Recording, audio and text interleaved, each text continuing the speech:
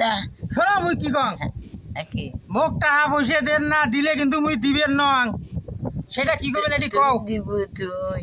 তোর বাপ যত তাই দিবে শোনো মোক টাকা পয়সা দেন না মুই কিন্তু দিবেন নং আপনি দিব আপনি থুব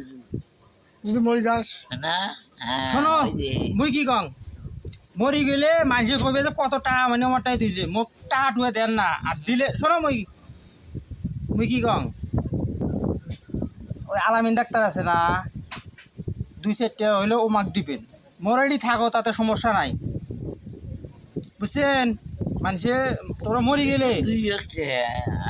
2-1 টাকা হইলে কি হবে আমি তোর দিকটা ছুঁয়ে যাবো দেখা শোনো মুই কি কং